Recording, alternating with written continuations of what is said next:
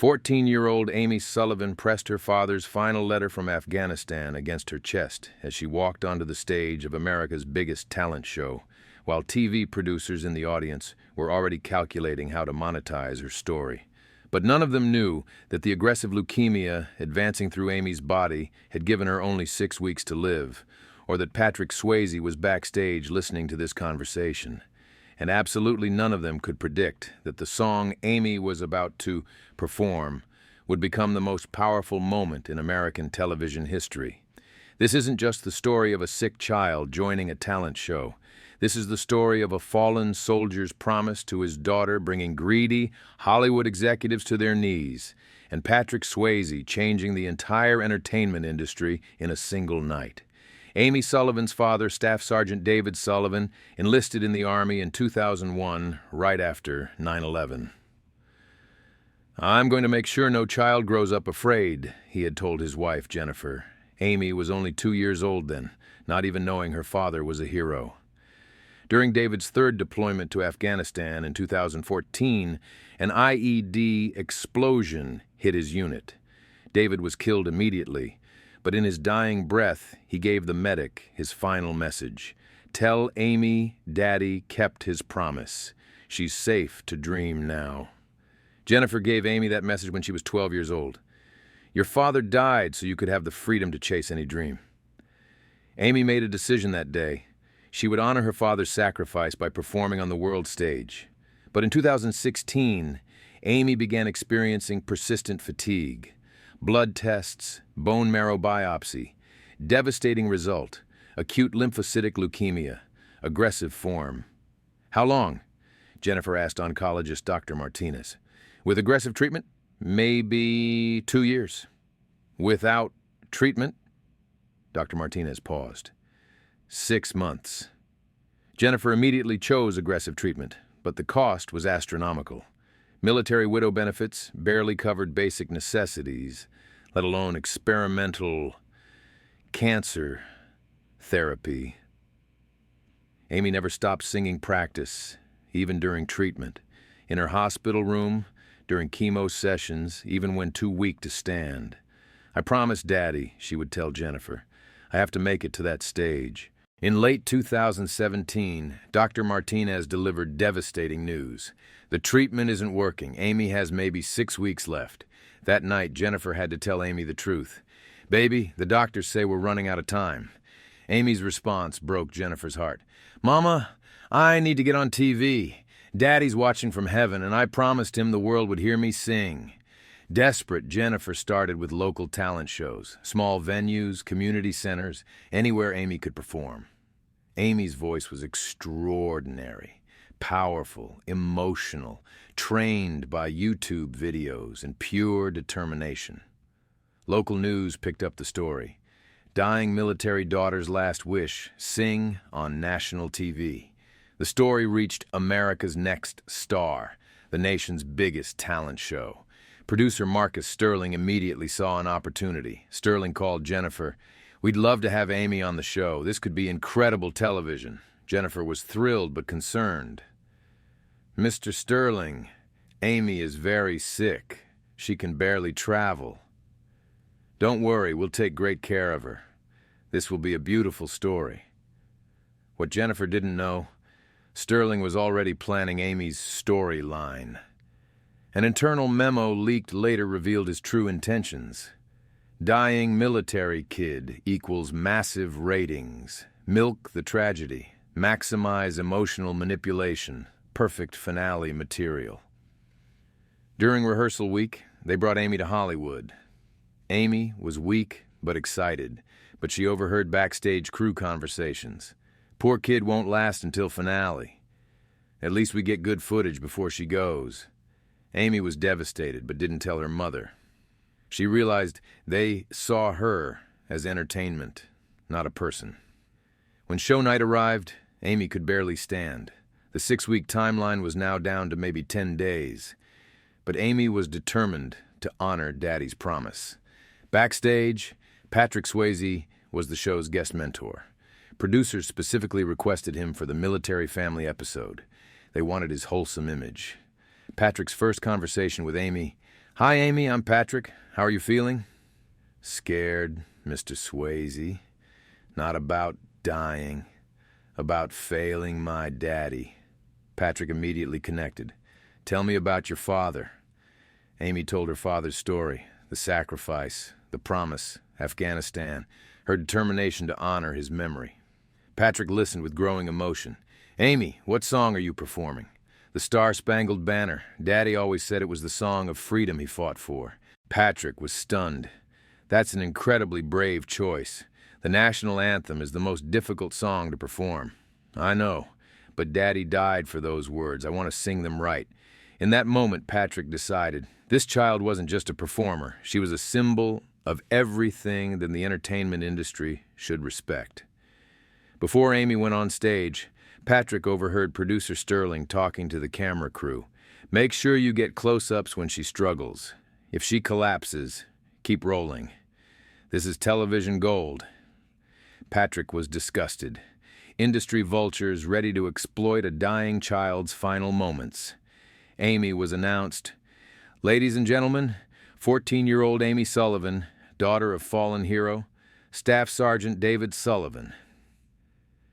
When Amy took the stage, she was clearly ill but dignified, thin, bald from chemo, but standing straight with the military posture her father had taught her.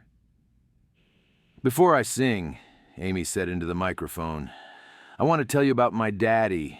He died in Afghanistan so we could live free. This song is for him. Amy began singing The Star-Spangled Banner. When the first notes came out, the arena fell completely silent. Amy's voice was powerful, pure, filled with emotion that comes from real loss, real sacrifice. Oh, say, can you see? Her voice soared.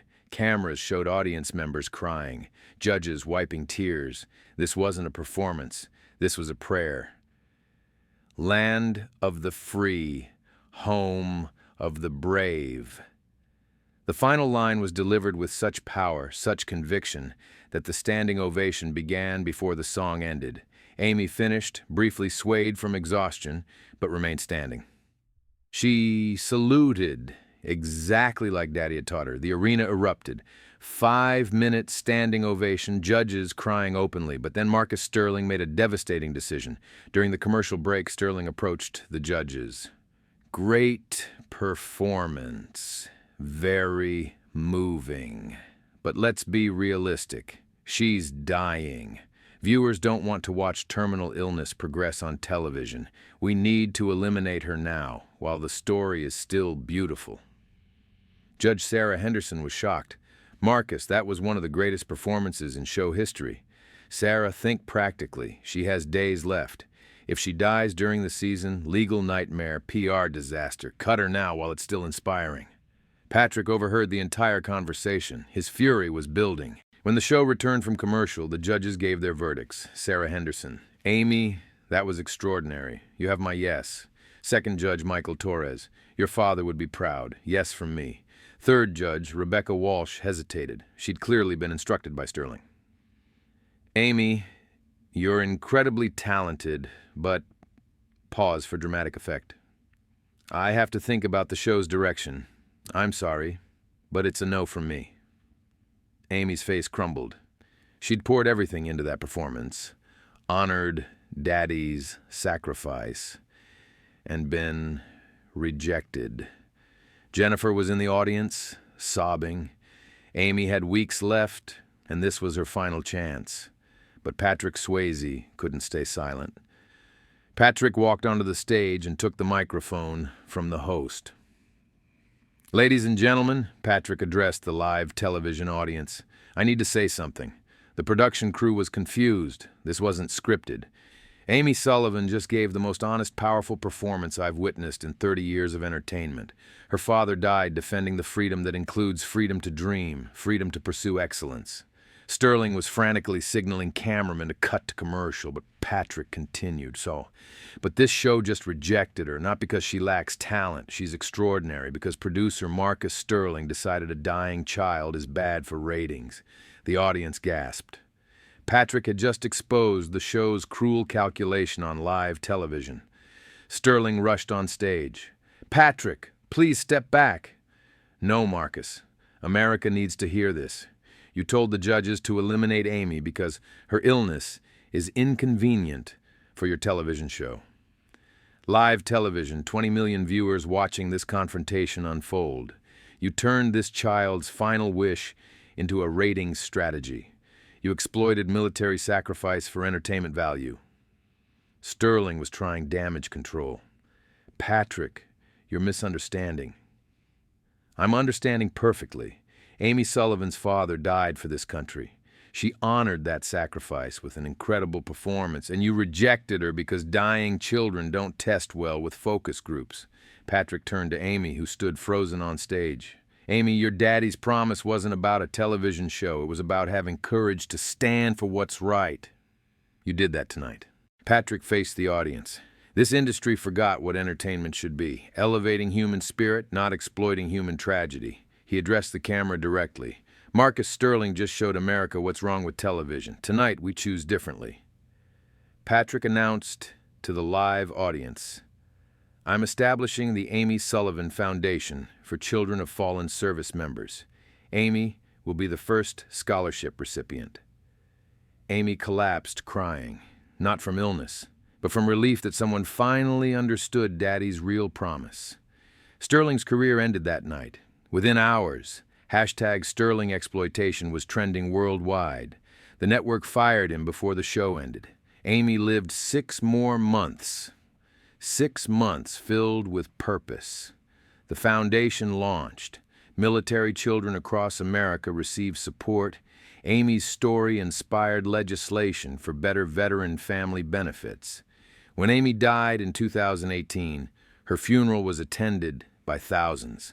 Military honor guard, 21-gun salute, Patrick speaking at the ceremony.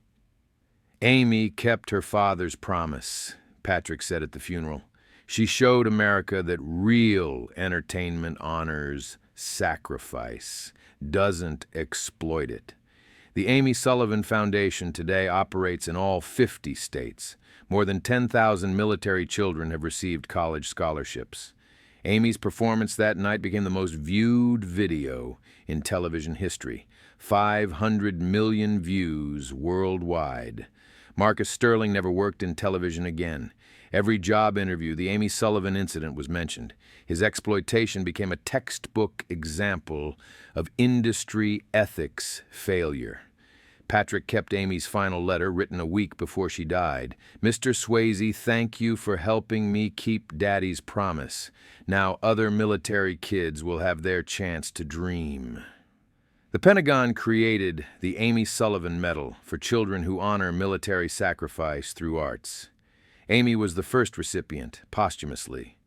America's Next Star was canceled after the Sterling scandal, and the network launched Chitu Wantiur, One Keek On Tai Lan Tu Winner,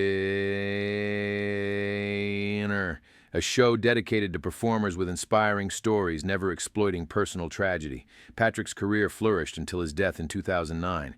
Amy's letter was found in his bedroom next to his own father's military medals. Today, Walter Reed Medical Center has the Amy Sullivan Wing for pediatric oncology.